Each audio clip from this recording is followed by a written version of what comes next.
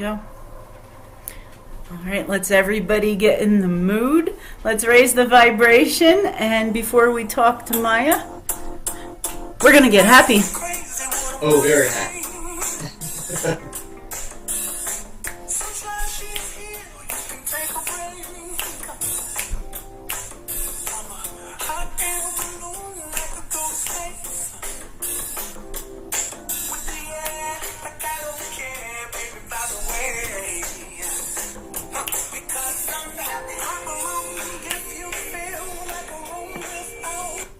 All right, so there we go. We're all in a great mood. And Maya's here and dancing along with us.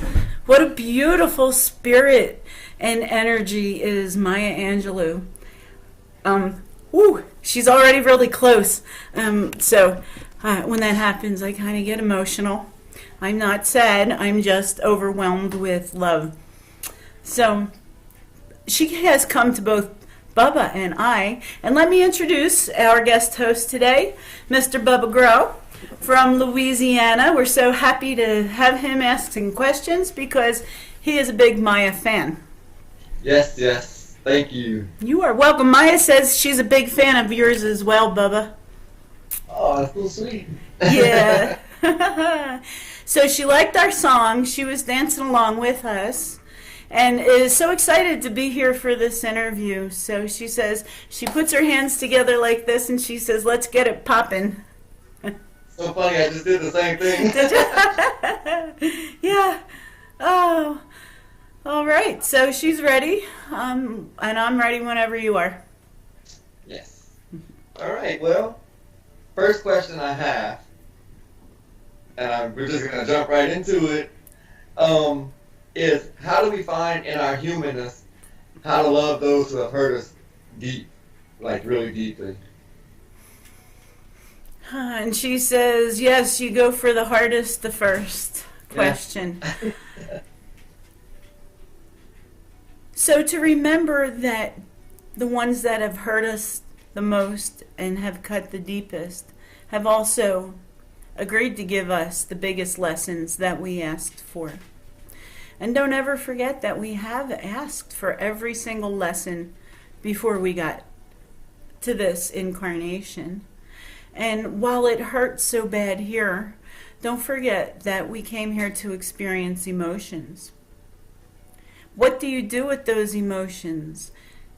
And that is what sets you apart from everybody else. You can turn inward and have that hurt eat you alive. Or you can turn that into some sort of creation, like I turned mine into poetry, into books. So when you can transmute that that hurt into love, you will be free of that contract and that situation, never to have it darken your doorstep. And she laughs at that again. Wow, great. Also, Renee Rogers wants to know, is literature still something that you're working on? Renee, what a great question. And that is one of my incredible joys, that I'm over on this side, we'll call it, that I can help so many at one time. There are so many aspiring literary artists that you're going to come see that have looked at my work, and I sit there with them and I inspire them and I place thoughts in their head. I love it. That is one of my greatest joys here.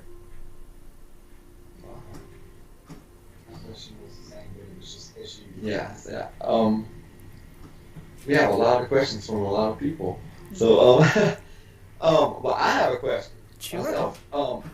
Have you reincarnated, or will you do so, and when? Well, I have not yet reincarnated. I'm still enjoying not having to do anything and being a part of the whole. As a part of the whole, I know everything. I'm a part of the entire energy. Where you're at, you're there to experience little parts of what you bring back to the whole. At some point, yes, I imagine I will reincarnate, but it'll be the new Earth. It won't be the one now. And also, who were you before Maya Angelou in a past life? Well, so funny you asked this because I had this conversation with her earlier. And she showed me scenes of being deaf, mute, and blind before Helen Keller, and being trapped into her own world. But it wasn't that she wasn't intelligent. She was a female. She's very intelligent. And that's funny because it kind of plays a role, I guess, what I would be thinking, it kind of plays a role into she hadn't spoken for 5 years and she read so many books in the libraries and stuff, so she kind of like was a mute for 5 years. She says, oh yes, I didn't know that, I'm a little surprised. But she says, oh yes, that was all a part of it, and I revisited that lifetime when I would not talk. But now, looking back, it is and was a gesture of finding who I was and how I could create and communicate. That last lifetime was torturous for me to have all these beautiful thoughts and stories and experiences with spirit that I couldn't communicate to anyone. That was very difficult. So I had to re-experience that in this lifetime to know the full effect of the freedom of my speech and my creation, and to know the full effect that it has on people in creation. Wow. Well, and you were 7.5 years old and was raped, which was why you didn't speak for 5 years, because whenever the guy that raped you went to prison or jail, when he got out, he was beaten to death and he died. You thought that it was your fault. That's why you didn't speak for 5 years. So, my question is,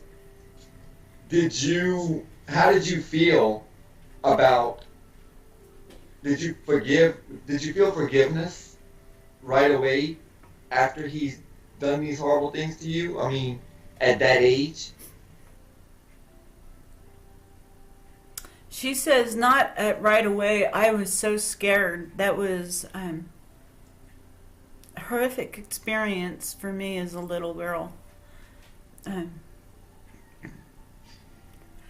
I spoke to him and I said hello, and I was so afraid that if I spoke to another man, the same thing would happen. And I never wanted violence that hurt me. And I did feel responsible.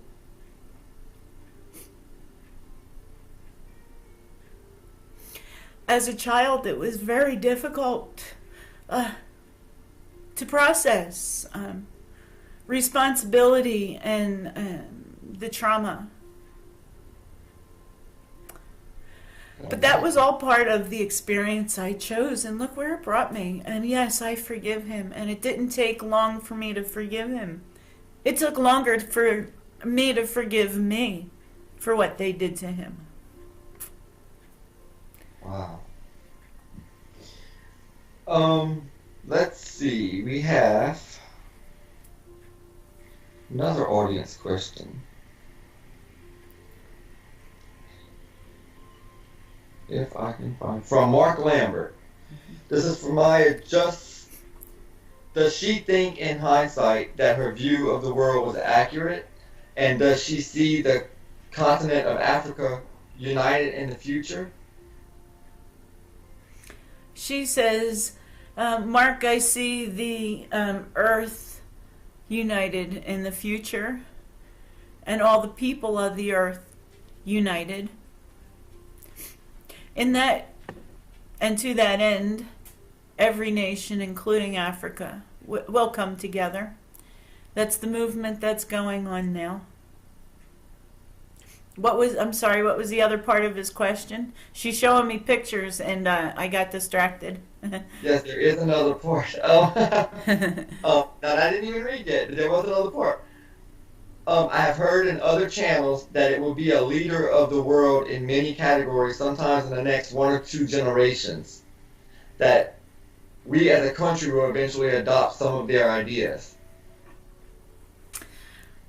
So she says that, all of this hullabaloo about Donald Trump and all the unrest that goes on today is a catalyst for that to happen. And yes, there has to be change. And we will learn from other expanded points of view.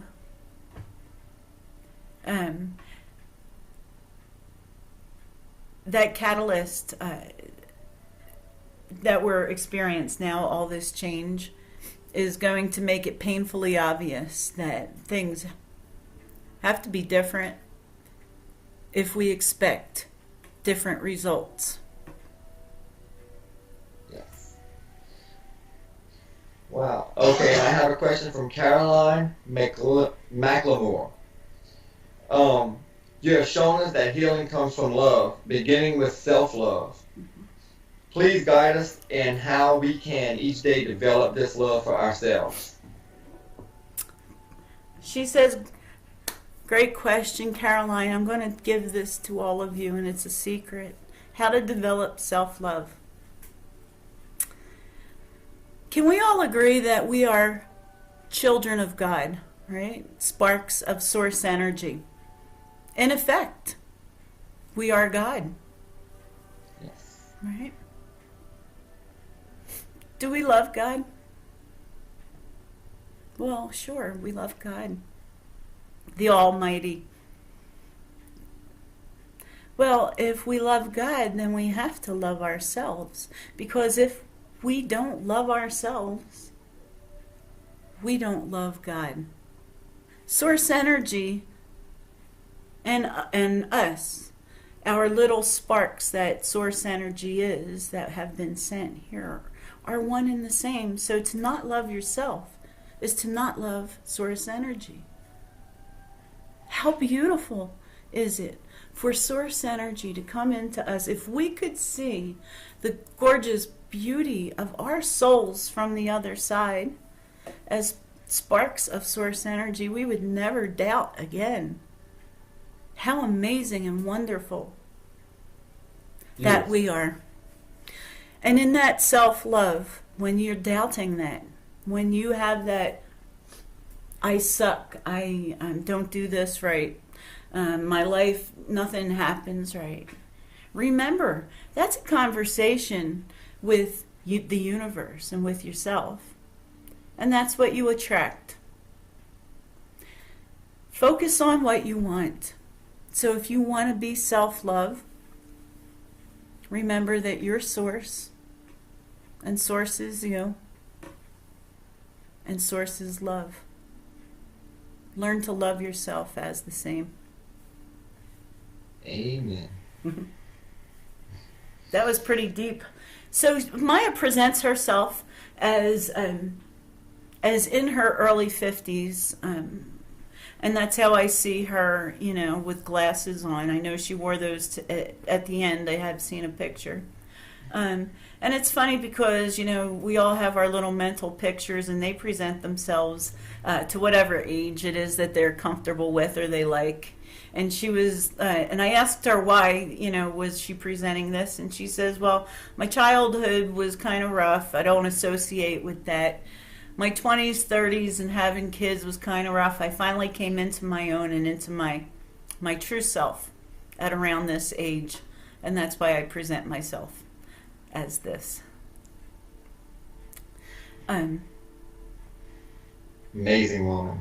Amazing woman. And she was with me yesterday and was just giving me so much love and showing me scenes from her life, and was excited to be here to talk about anything and everything that we wanted to. And I know, Bubba, that she was with you too, so why don't you tell everybody?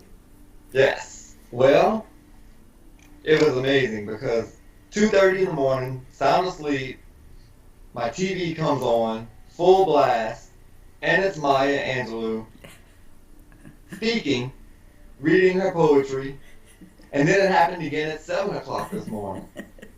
So I just knew she was there. I mean, John, at 7 o'clock this morning, I was at work. John texted me, the second time it happened, John texted me and said, guess what? It happened again, and Maya was on the TV, full blast. Yeah. Like, yes, I'm loving it. I know. It's amazing. There's no such thing as coincidence.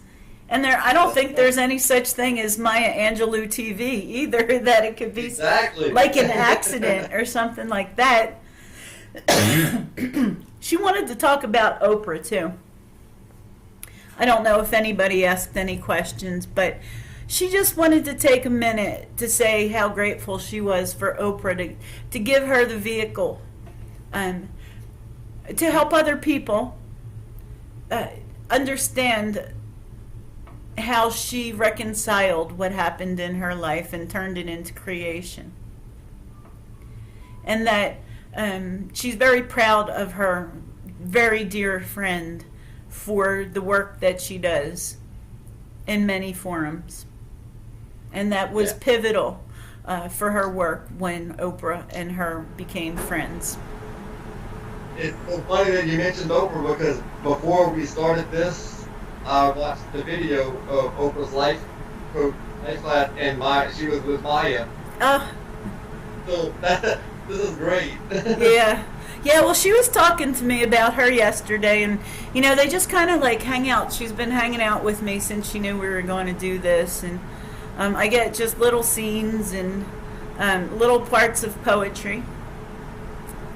And what the other thing that she wanted me to tell everybody is that those of you who don't have self-love and you're working on that, you know, poetry was her release. Write that down. Whatever you're feeling, it might not make sense or sound pretty to you at this point, but it'll be so cathartic to get it out, and at some point you may turn that into poetry and create from the pain something beautiful. Yes.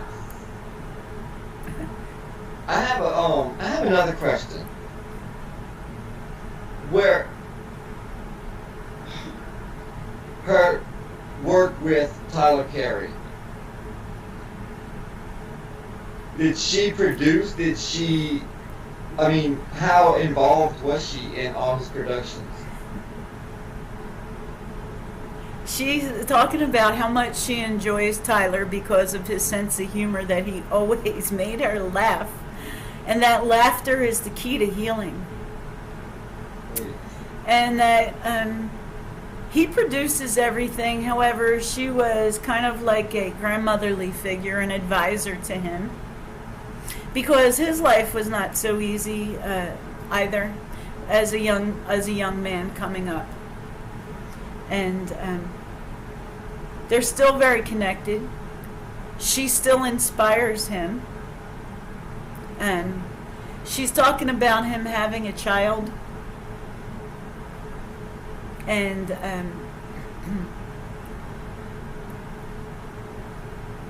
that she's with the child, and the child says things that blows his mind, or will, if this child is younger. She says, "Is not, you know, I guess this kid isn't that old," and that she's still there. She says, "My connection doesn't end." She adores his sense of humor. She has a very good sense of humor. I watch all her YouTube videos, and even in her poetry, she has the best sense of humor. Just comes out. Yes. It's amazing. She said, "Thank you." You're welcome. She said, "I thought I was funny." She was. And another question, with the mess that happened last year with the black men getting killed by the police and the shootings, and any advice you can give us to help us love one another, to see past each other's skin color?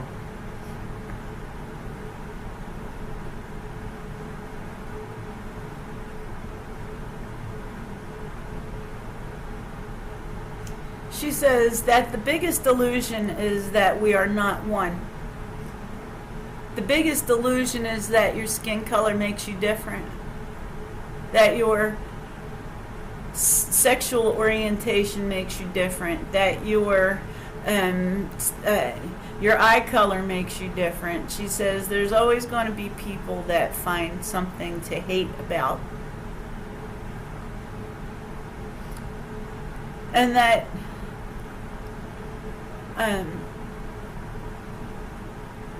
everybody is important.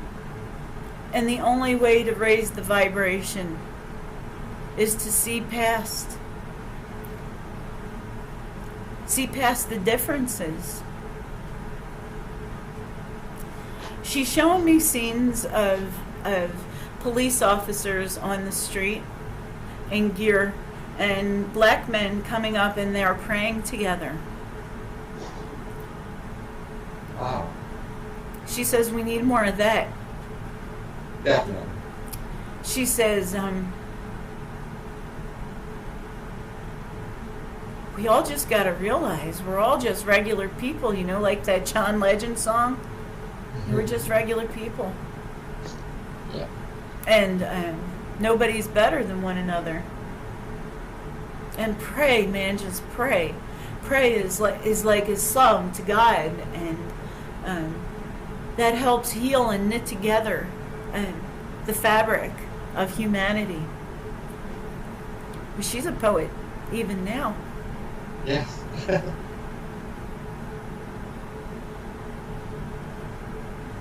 She said love's the only way. Love is the only way. Like Martin Luther King said, only light can drive out darkness. Right. Is there anything else she can share with us? New poetry, or is there anything that she can tell us? Can she tell us, does she see the world, people coming together a lot more?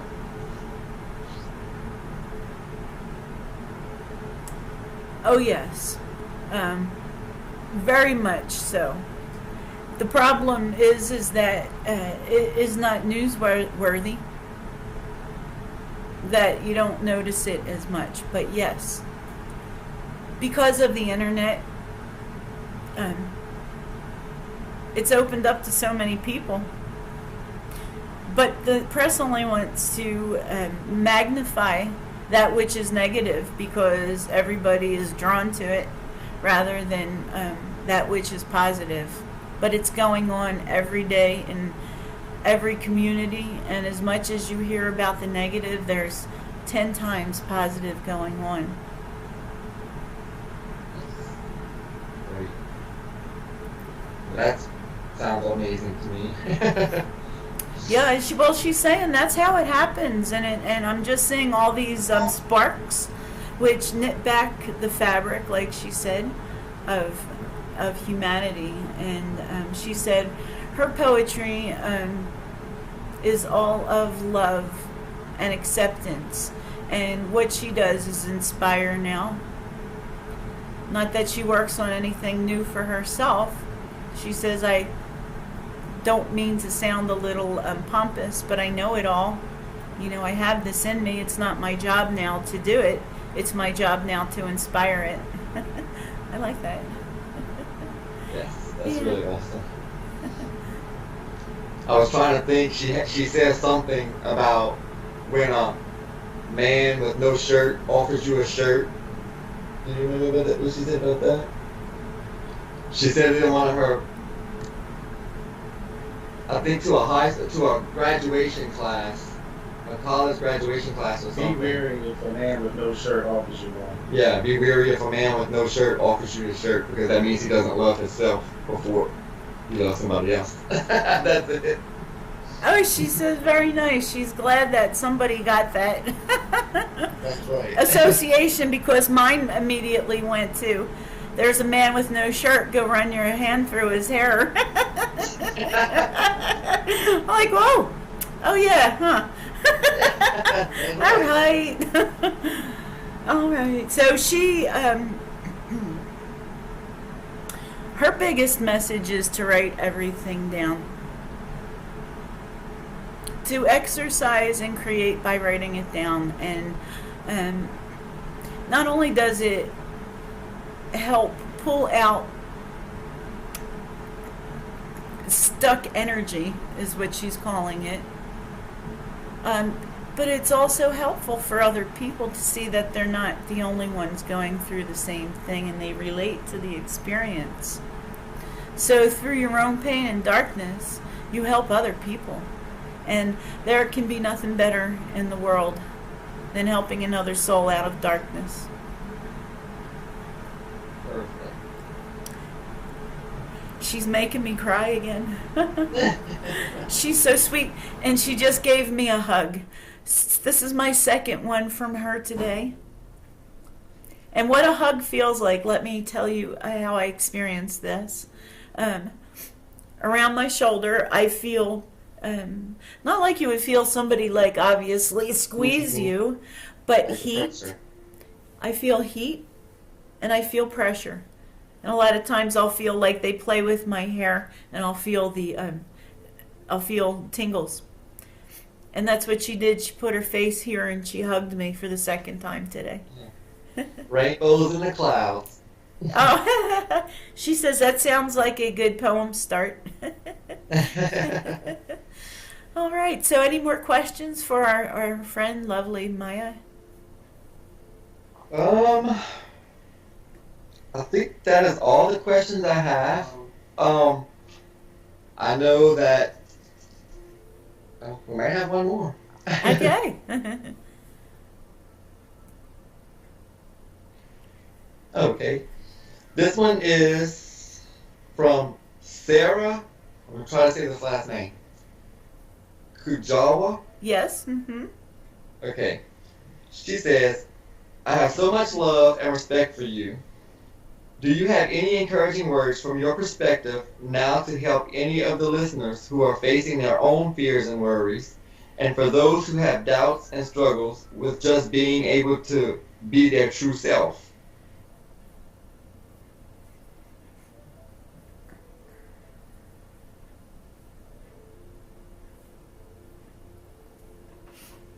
Okay, so first she wants to talk about fear. Fear is the great repressor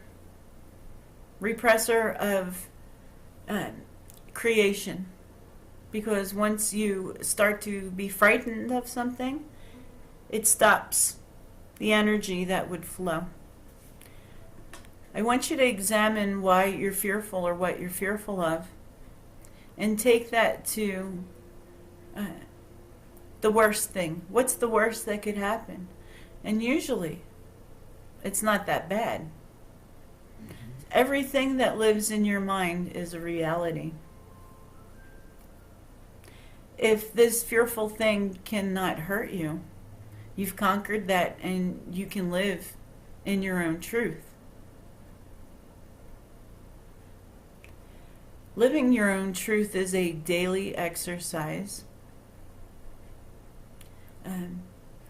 And the universe gives you an opportunity to tell your truth every day.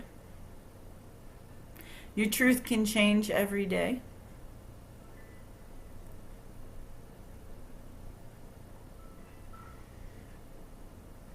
As so can your own truth change every day, and that's okay. You find your way to where you're comfortable. Stop judging yourself. Stop being fearful. Live out loud. Who cares what anybody else thinks? Live out loud, is what she said. So true. So true.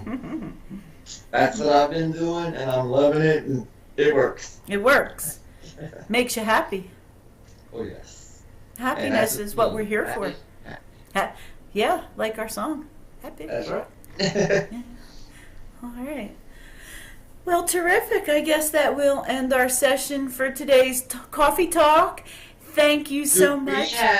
Do we have Eric in the house? Oh, that's right. Oh my gosh, he's really annoyed with me right now because he goes, "You always forget me, huh?" He knows I've been waiting for his question. He's in the house. He's always in the house, and like I said, he's really annoyed with me because I always forget to ask. And it's Eric's the reason I'm here today, and I want to pay tribute and kudos and make sure that he gets his questions if he has one, because he's always with me. Even if I do too, because he is always with me, and he brought me to the place I am today. He says, he said, "What up, Bubba?" So, Mr. Man, do we have a question for the beautiful Miss Maya Angelou?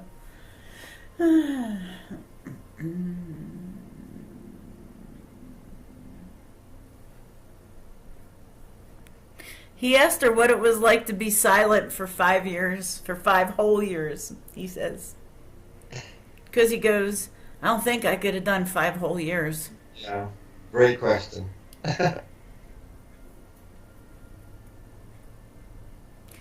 She says, Maya says, that it relieved her of a big responsibility. And that was the responsibility to convey hurtful and extremely painful events to the world. And she said they were extremely painful for her as a child because she felt so connected and responsible for what had happened. She says as a child they were taken to church and they were told that the worst thing in the world was to kill somebody or to have somebody killed. And that's what she was most frightened of, because she was told that if she killed anybody, she'd go to hell. Maybe even jail. And that's what she was so frightened of as a kid. Yeah. So it was a relief for her not to speak for that amount of time, and it gave her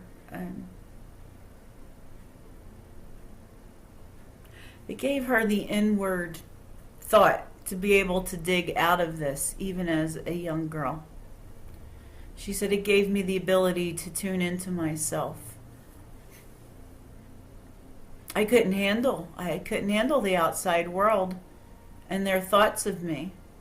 She says, I was young, and even rape victims that are older have this guilt that is not sensical, because you know it's not your fault, but it's not something that you can help.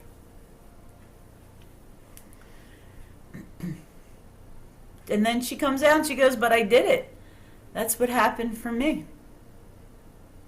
That's what happened for me. I did it, and I channeled it through my books and my poetry." And that's the end of her. That's the end of that one. She's just like, okay. Yes. Well, thank you for the question, Eric. That was interesting. I wanted to know the same thing. Oh, he says it's all good, man. All good. He's very respectful of Maya, but she's looking at me and said she goes, "Oh no, he farts in front of me too." Oh yeah, good at that. I don't care who you are, she said. Farts are funny. Yes. Just not at a funeral. Yeah.